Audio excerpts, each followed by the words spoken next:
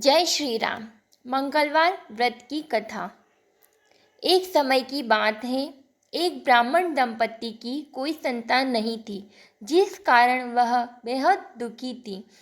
एक समय ब्राह्मण वन में हनुमान जी की पूजा के लिए गया।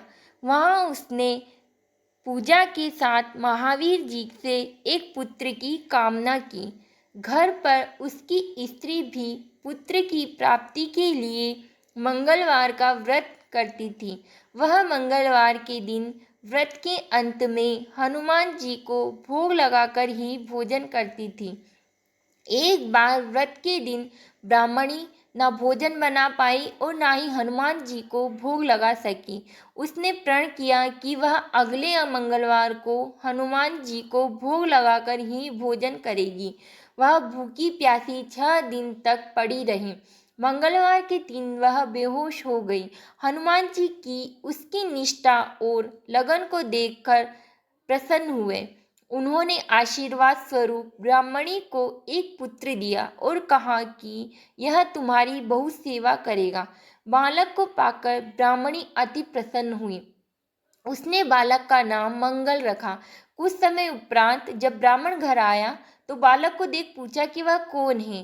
पत्नी बोली कि मंगलवार व्रत से प्रसन्न होकर हनुमान जी ने उसे बालक यह दिया है।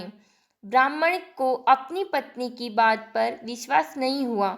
एक दिन मौका देख ब्राह्मण ने बालक को कुएं में गिरा दिया।